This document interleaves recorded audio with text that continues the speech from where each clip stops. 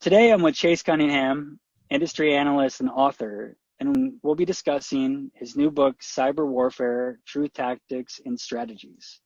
I think the deep fakes portion of the book was interesting to me. It kind of tugged my heartstrings on, you talk about Jurassic Park, which happened to be my first PG-13 movie. So that was like when I entered manhood. And that's when they, rendered graphics to create the dinosaurs, right? And so, kind of twofold. What's your favorite scene from Jurassic Park? But then I think the other aspect I have a question around is like just deepfakes in general, right? You talked about a few ways they could be used. Are there any places that you've heard of them being used or seen them being used effectively today? Yeah, well, my favorite scene in Jurassic Park is still the first scene in the first movie where they see the dinosaur for the first time, and it's just like amazing because I was basically the same age as you, and the first time I saw that, I was like, oh my God, this is incredible, and I can still kind of feel the chills of seeing that on the screen. So yeah, I totally get the nostalgia side of that. On the where are deepfakes being used, the one place that they showed up most interestingly that's been in causing problems is in the art community, where there's been people using our AI and ML systems to basically create fake art that's better than what humans can do and sell it as, oh, we found this rare picture that was drawn by this artist and it's worth, a few $100,000. And somebody buys it because they're a collector because it was rare and never found, and turns out it was just created by this piece of machinery. I could definitely see value in doing that.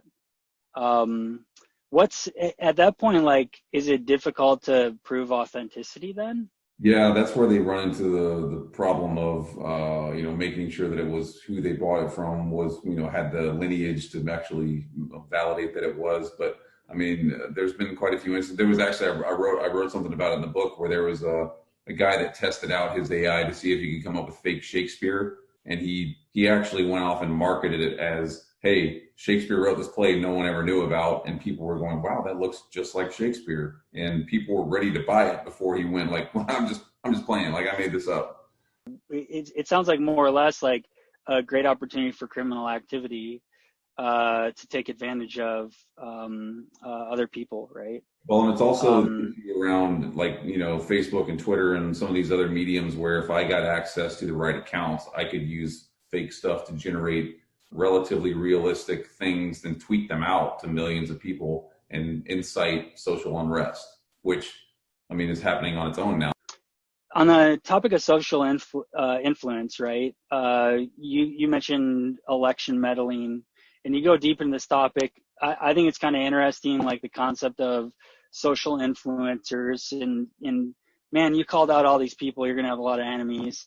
Both Trump and Jack Dorsey, in a long list of other people, right? And it's not tied to any party or any specific people, just generally people that spread disinformation that were social influencers, right? And I think what you're saying is we're seeing this more and more, Yeah. and this is a real risk of that information being spread. And so, yeah, one of the things is like, what is, I'm curious if you have any thoughts on like what is the right way to stop it. I think we're seeing, even really recent, right? These last few weeks, now social media taking action themselves on marking misinformation. But yeah, I'm curious if you have any thoughts on like, hey, what is the right approach to stop this disinformation or to recognize when something isn't real? Well, I mean, that's the issue with the way our country is built, right? You have the freedom of speech. You can say what you want to say, and that we can't necessarily impact people's ability to do that. But there is the sort of points around, well, if you're doing something that is blatantly false or is going to cause degradation, death, and dismemberment type of stuff, we should at least make people aware that this is potentially negative information. And there's a lot of talk around registering certain things and processing things in real time and tagging it, which I think is probably about the only way you can get to it. But just to, to make that whole point like extremely clear, you don't have to necessarily even have people validate that something is true. With this type of action, what you're trying to do is incite an emotional response. If I say something that really spins you up really quickly, then I win. You're not going to take the time to go off and process it and research it and make sure that it's true. So when you can spout stuff that incites emotional response, you win as long as somebody puts their eyeballs on it. The main thing is trying to get things promoted so people see it, and it triggers people's emotions like you're talking about. Yeah, I mean, Um, some of the Russian affiliates, like the tagline for them is "chaos is the goal," and I mean that's all you need is chaos. Now you're pretty active on social media. So Who, I'm totally causing problems as well as trying to write about solutions. yeah, who do you enjoy following the most on Twitter or other social Uh, media sites? I mean, I really I look at a lot of the stuff on the movies just because I'm a big movie buff. So I follow Ryan Reynolds. I read stuff that he puts out. He's hilarious. Hugh Jackman, those guys. And then I also like because of just the geeky factor, I'll follow like Smithsonian and some of those as well. I enjoy following you. Did you serve time in Iraq? Yep, I did a few trips over there. Thanks, man. I thought it was really cool for you to kind of spell out, situationally, kind of the approach taken there of like traditional infiltration, right? And some of the reasons that didn't work there, and then relating that back to like need of change in strategy and what it what it effectively takes to be successful. And then you talk a bit about how we can leverage some of those lessons in cyber warfare. And so I think like that's something unique I haven't heard or seen or read about before that you shared from your experiences, which is really, really cool. Yeah, thanks. I mean, for me, it was a perfect example of looking at a doctrine and a strategy that had worked in a long time ago and thinking that this will work in this new scenario and trying to deploy it with all vigor and all the technology you have available and it failing because you approached the problem incorrectly. And that was what happened to us over there. And that's what happened in cybersecurity. I mean, we basically in Iraq tried to deploy stuff that was working in World War II. It didn't work too well in Vietnam, but for we thought maybe this is the right place to do it, so we tried it, and it didn't work, and we continued to engage in it, and it just didn't matter how much technology we threw at the problem or whatever, it never got any better. So that for me was when I was looking at a war fighting scenario in a battlefield environment, comparing that to cybersecurity for me was a perfect corollary.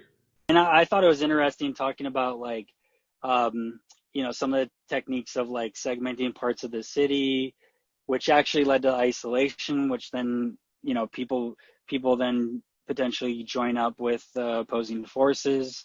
So I think that's what's interesting is like, in same thing with cybersecurity is you might take an action, but the intended outcome might not be actual, right?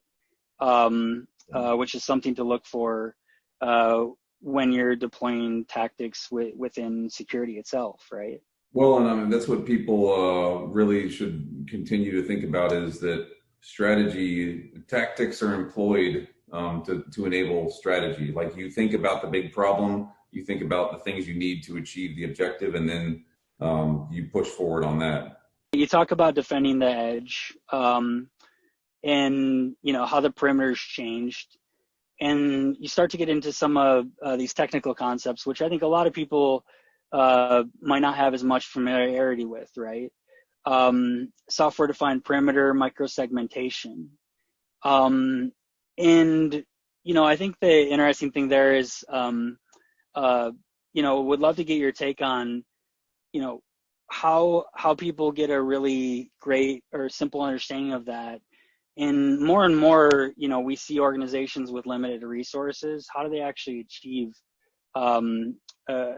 getting those controls put in place or architectures put in place so that they, are successful from a cybersecurity program perspective.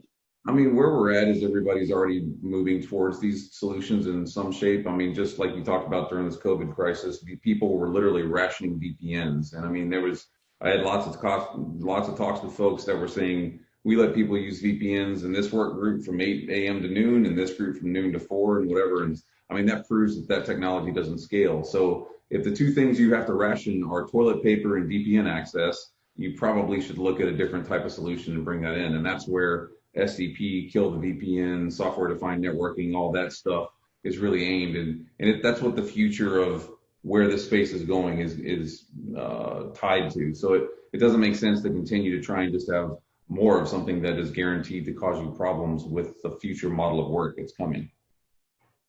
Yep. And I think taking that step further, I even think, if you're a small business, medium-sized business, it's like leveraging and moving to, and I think this is going to push even further cloud-based resources. Like a lot of small businesses essentially can't have their own security or IT teams, right? And so, I think some benefits like cloud services are already architected and designed in some ways with these principles in mind, right? Yeah, it's like you could be sitting there looking at a chasm between you and the end state, and you could say, well, I have this old rope bridge and it works, but it's kind of scary, and I can continue to shuffle across it. Or, hey, there's this new highway thing over here that crosses this bridge. I can put 8 cars on at once. Which one do I choose? Chase, thanks for your time today to talk about your new book, Cyber Warfare, Truth Tactics and Strategies. Appreciate this time, the great insight you provide to everyone in and outside of the security community. You can get Chase's book on Amazon if you search for Chase Cunningham or Cyber Warfare, Truth Tactics and Strategies. Go get a copy today. Thanks a lot.